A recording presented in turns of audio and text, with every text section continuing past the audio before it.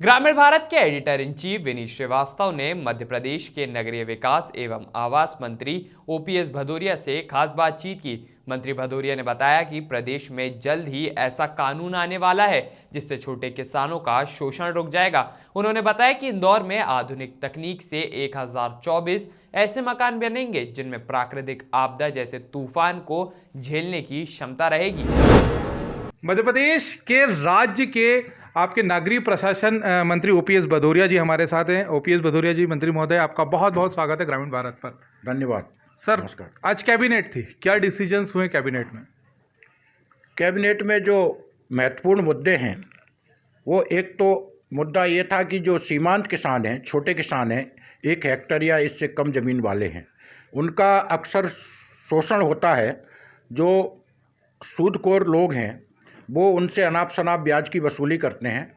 चूँकि हमारे माननीय मुख्यमंत्री जी बहुत संवेदनशील हैं इस मामले में कि मध्य प्रदेश में जो छोटा तबका है, मजदूर है, किसान है, उसका शोषण ना हो, तो उसको लेकर के आज कैबिनेट ने एक कानून बनाया है और उसका मकसद ये है कि छोटे किसानों का शोषण रोकना है। और वो जब कानून बन जाएगा तो निश्चित रूप से हमें छोटे किसानों को शोषण से मुक्ति मिलेगी। सर, आपका विभाग जो है उसको लेकर क्या योजना है भविष्य को लेकर? हमारे माननीय मुख्यमंत्री जी ऊर्जावान हैं, संवेदनशील भी हैं और क्षमतावान भी हैं।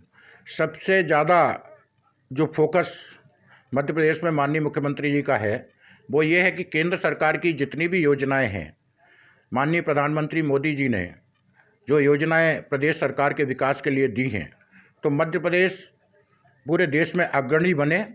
और उसी योजना के अंतर्गत आत्मनिर्भर भारत एक महत्वपूर्ण योजना है और उस योजना को ठीक से क्रियान्वयन हो, सिर्फ लागू करने की बात नहीं बल्कि एक समय सीमा तय की है, एक रोड मैप तैयार किया है कि हमें मार्च तक ये प्रोग्रेस करके देना है, इसके बाद अगले 3 महीने में ये प्रोग्रेस करके देना है। तो उस योजना के अंतर्गत सबसे ज़्यादा जो प्रयास है वो हमारे नगरों में और महानगरों में चल रहा है और उस दिशा में हम तेज़ी से आगे बढ़ रहे हैं। अभी आपसे मेरी बात हो रही थी तो आप बता रहे थे कि कुछ शहर में कुछ मकान आप लोगों के लिए बनाना चाह रहे हैं, वो क्या स्कीम है? माननीय प्रधानमंत्री जी का ये सपना है कि हमारे देश में कोई भी नागरिक बिना छत के ना रहे और उस योजना के अंतर्गत मैं आपको ये बताते हुए मुझे हर्ष हो रहा है कि पूरे देश में आधुनिक तकनीकी से मकान बनाने की जो योजना थी उसमें हमारे मध्य प्रदेश के इंदौर शहर का चयन हुआ है।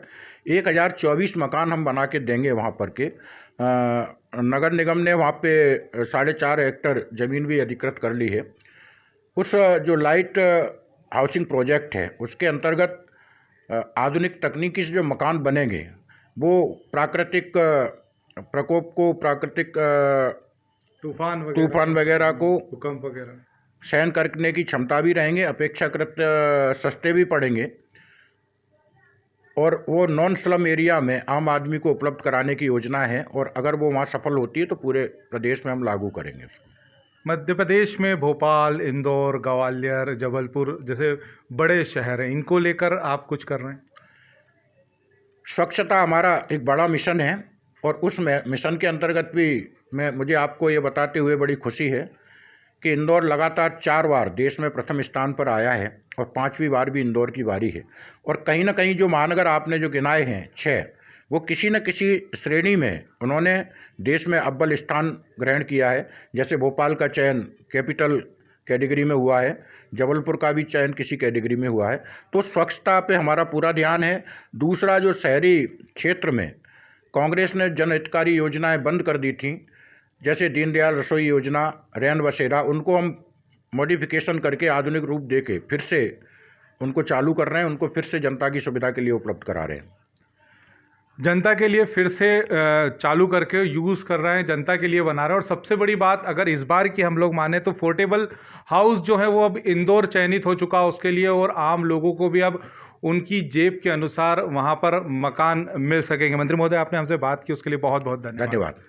ग्रामीण भारत के लिए मैं विनीत श्रीवास्तव, कैमरामैन अनिल के साथ। खबरों में बने रहने के लिए ग्रामीण भारत टीवी को सब्सक्राइब कीजिए और बेल आइकॉन दबाना ना भूलें।